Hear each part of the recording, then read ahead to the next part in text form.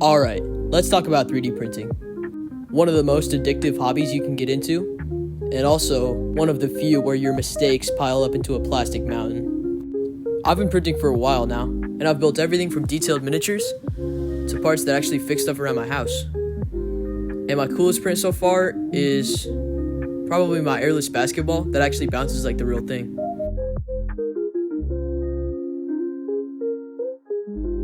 So what do I use to make all this?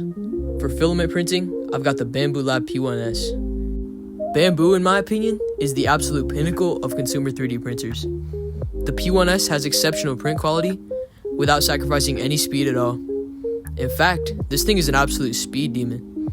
It can print at up to 500 millimeters per second. At a price point at around $400 on sale, it's unbeatable. As well as this, Bambu offers their AMS system. For around $200, you can put 4 rolls in this system, and it can keep them dry, as well as enabling up to 4 color printing on any of their printers. This allows you to create super detailed models, or models that don't need to be painted, as they already have their color on them. So for all around use cases, this is probably the best consumer 3D printer there is. You can pay more for printers like their X1C, but the price to performance just isn't as good as the P1S. For resin printing, I have this Elegoo Saturn.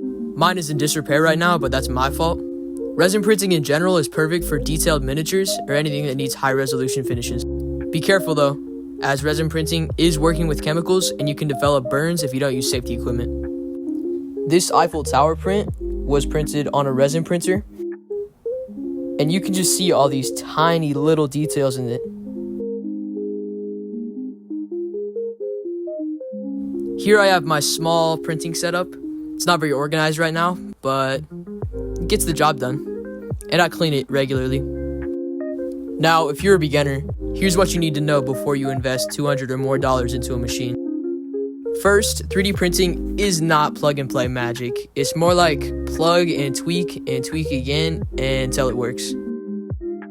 Your first few prints might turn out choppy and low quality, or have a lot of stringing, or even just turn into a giant spaghetti monster. Here you can see a recent print of mine that went awry and it fell off the build plate, and my printer just kept on printing on nothing, and it just turned into a big old mess. The most important thing to a successful print is getting everything dialed in. If the settings for your material is right and there's no issues with your print should turn out fine. Speaking of materials, let's go over some. First, there's PLA. It's a rigid filament that prints very easily. It comes in a lot of colors, and it doesn't need any special hot ends or heat beds or enclosures or anything like that. It's probably the best beginner filament, as it's affordable and it's great for everything. TPU is a flexible filament that's great for things like phone cases or anything that you want to bend. Just think of it as rubber that you can shoot out of your printer into any shape that you want. I recently used this to make a pair of shoes. There are some downsides though, as if you're using an AMS system, it can sometimes get stuck in the drive gears, and it's a whole hassle to pull it out of the printer. Here's this flexible benchmarking print. It has a nice give to it, and it feels like rubber in your hands. You can see that it's not the best quality, as TPU can introduce stringing and some defects, but it's good.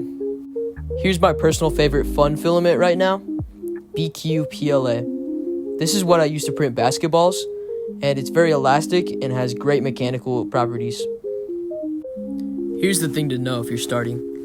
3D printing can be both a money saver and a giant money pit. You can make custom parts for cheap, or you can end up with just a box of endless trinkets that you just churn out forever. There's also upgrades. You can end up with a bunch of upgrades that you didn't really need, but just looked cool, and they can cost you a lot of money in the long run. They add up quick. If you're wondering whether to start, ask yourself this. Do you want or need to make 3D objects for fun or function? Do you like learning new skills? And do you have the patience to troubleshoot when something goes wrong? If you answered yes, 3D printing is worth it. If you do decide to get a printer, start small. Don't go straight for the 50-hour print. Try a calibration print, a simple keychain, or a small figure. Nail the basics, then work your way up to the big stuff. Also, keep your workspace organized. A disorganized workspace can quickly kill your workflow and make you unmotivated. Here's an example of a working resin 3D printer. that can churn out some seriously detailed models. Here, I'll let you enjoy.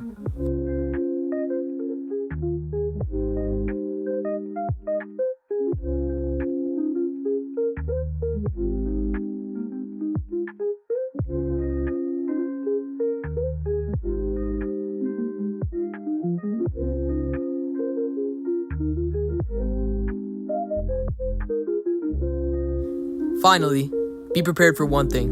Once you start printing, you'll start looking at everyday objects and thinking, I can make that, but better. 3D modeling can help you design your own prototypes and functional designs that you can print for cheap. And it can be hard to learn, but it's worth it in the long run. Because you'll learn a new skill, and you won't waste money on something you could have made for 30 cents, or you could sell 3D prints you could design for a considerable profit. I've recently sold a couple 3D printed basketballs for around $150 each. In conclusion, if you have the passion for it, or you need a way to design and prototype for cheap, 3D printing is a great way to do that. Just remember though, it can be easy to spend way more money on it than you really need to. Alright, that's the end of the video. Let me know down in the comments if 3D printing is for you, and if it is, let me know what you're going to print first. If you liked the video, please give it a like or subscribe. I post videos almost every day, and I'll see you later.